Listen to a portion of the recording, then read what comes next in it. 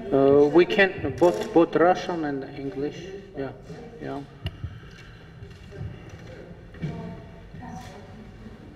So, yeah, please, Sophie, go, Associated Press. Hello. My question concerns international relations. How international relations Armenia will pursue.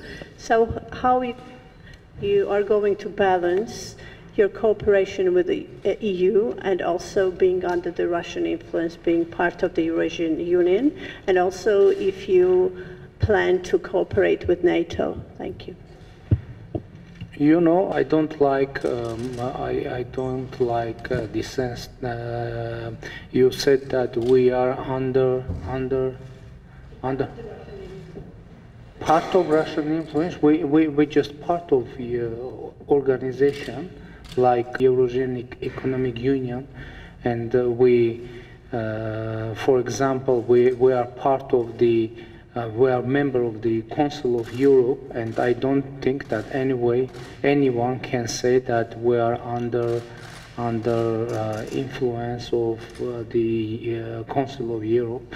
We are partners with Russia. We are partners with the European Union, with Council of Europe, and our country isn't under any influence. And we, as a government, we are only under influence of our citizens and our voters, and which concerns to our relationship with our international partners. We have some relations with NATO, and it's connected with peacekeeping missions that we are doing in Kosovo, in Afghanistan, and we are going to continue this cooperation. And we have some other cooperation plans also, but we have no plans to be a member of NATO. We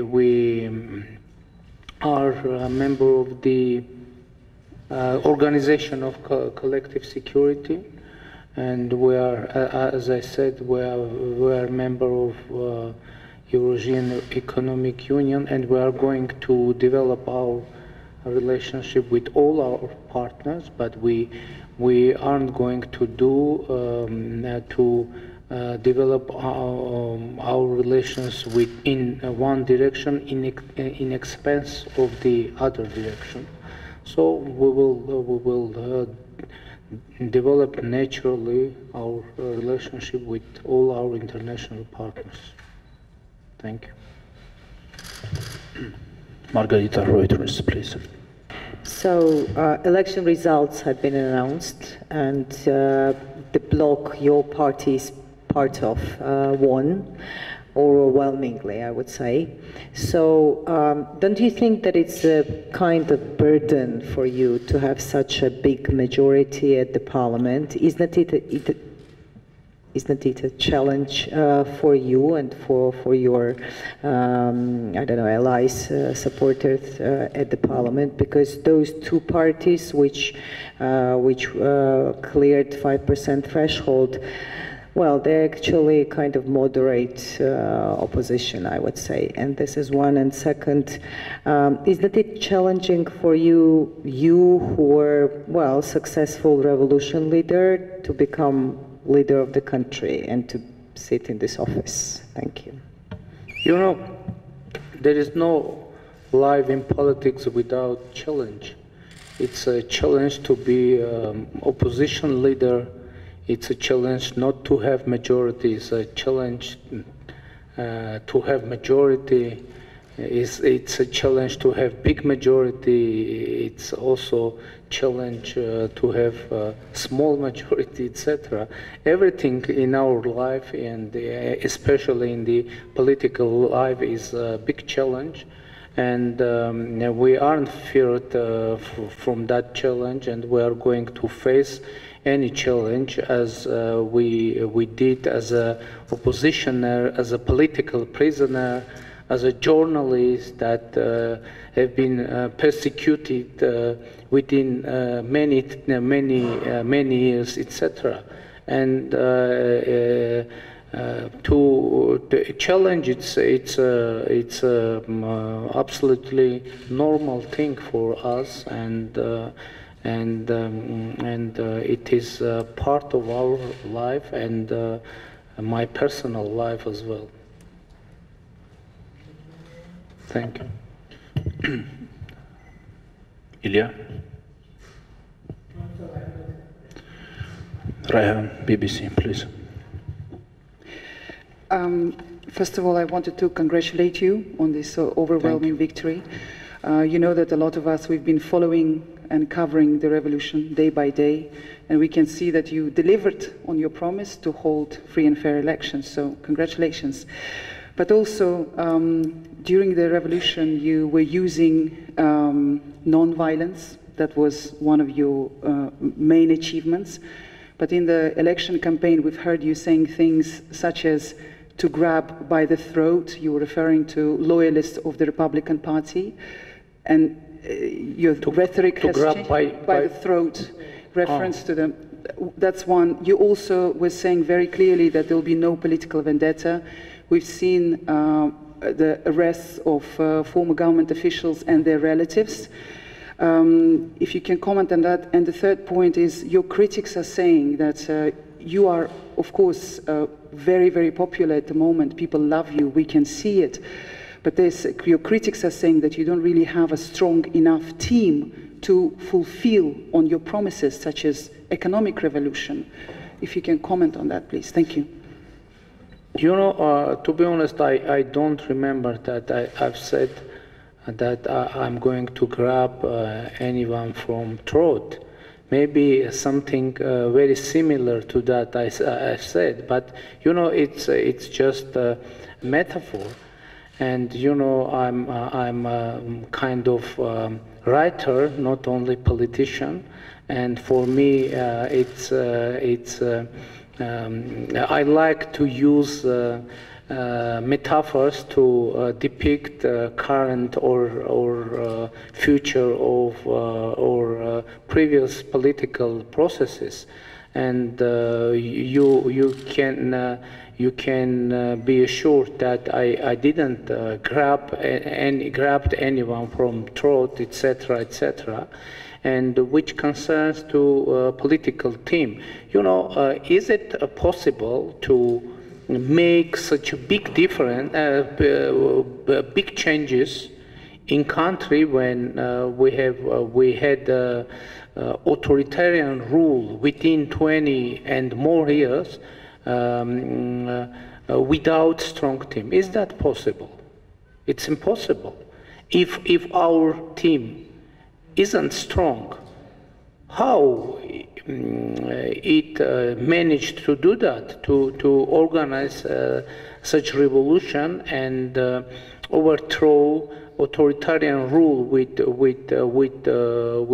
support of police, army, criminal groups, etc. How it's possible?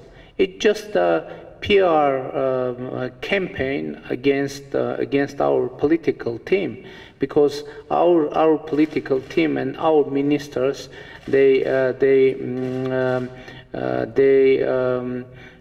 having activities, a big activity against corruption. And by the way, the most part of our media is continuing to be under control of previous the member of previous government, or to be more precise, under control of the family of the previous presidents, and they are making a huge fake news campaign against our team. But you can see that it doesn't matter, because we have the trust of our people, and we have been able to manage to do that. We organized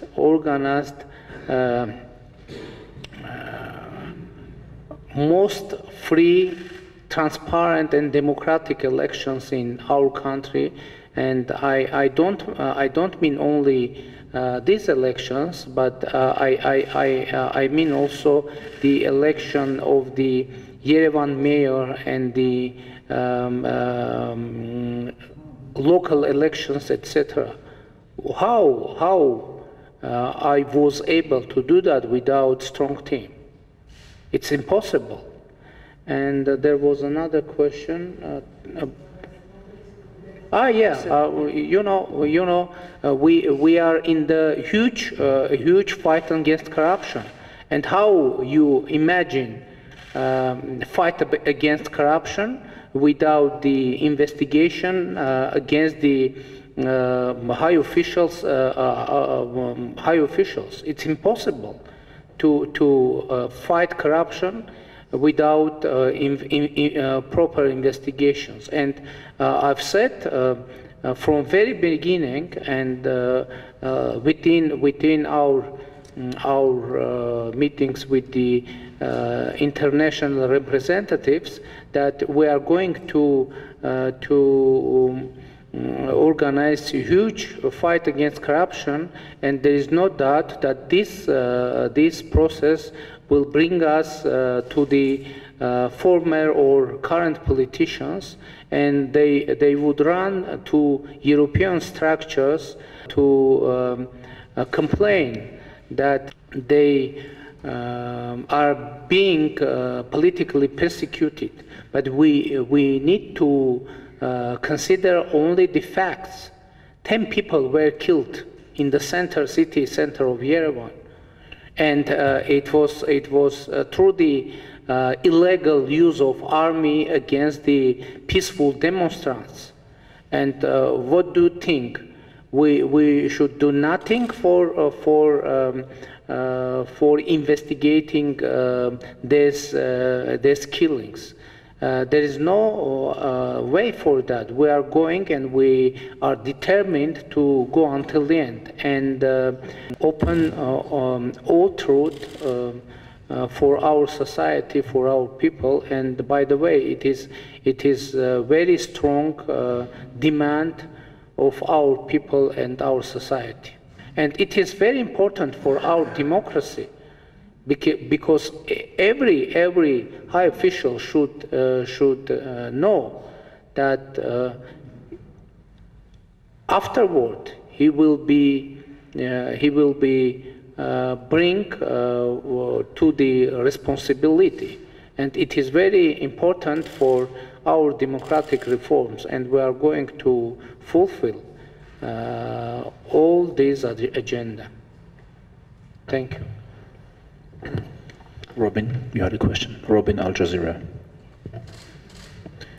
Mr. Phashinian, thank you for holding this press conference with the international media. My question to you is this. You have 70% of the popular vote, which will translate into a constitutional majority in the parliament. I understand that's what you believe, that's what you've said. Your critics can say many things about you, but the people who know you, your friends, the people who have spent time with you, can say other things. The reason I want to ask this question is because more than one person who I've met who knows you would even describe themselves as your friend, has said that within the man, Nicole Phashinian, lies an authoritarian streak. A propensity towards authoritarianism, the potential to be authoritarian. I'm told this by people who know you, that you have the potential to be an authoritarian prime minister. Now that you have this power, are you concerned? How would you answer that question? How would you answer that accusation or that suggestion that not now, but some way down the line, that authoritarianism might come out? Okay, let's look at facts. Now, as a result of 7 months of my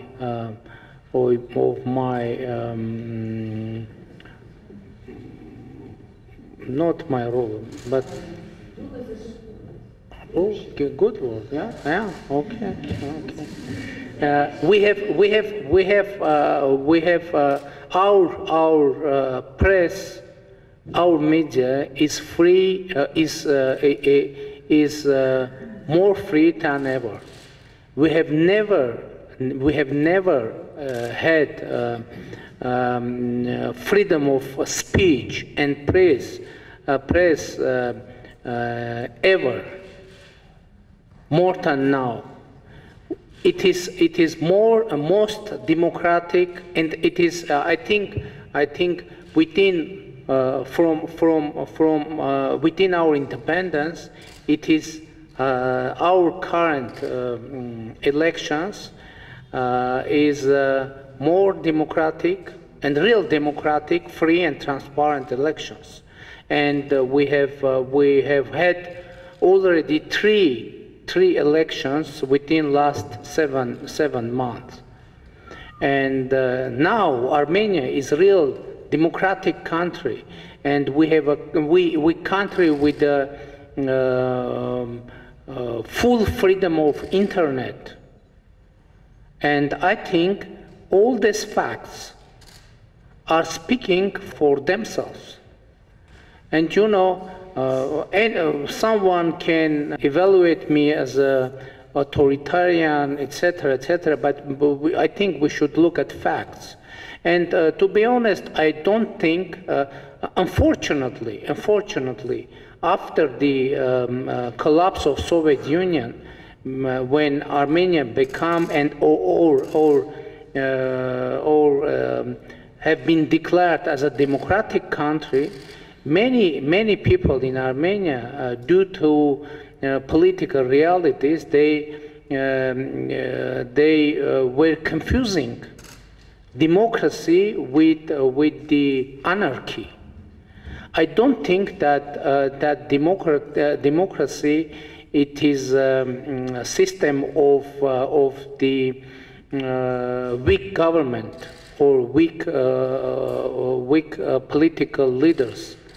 But I think any political leader and any high official should be restricted by the rule of law, by the transparency, and by the democracy. And it is an obvious fact that now in Armenia all officials are restricted by the rule of law, by transparency, by freedom of speech, and by the democracy. So democracy, it's our belief, and maybe my style can be not very nice for some people or for many people, but reality is more important than any impression from even friends.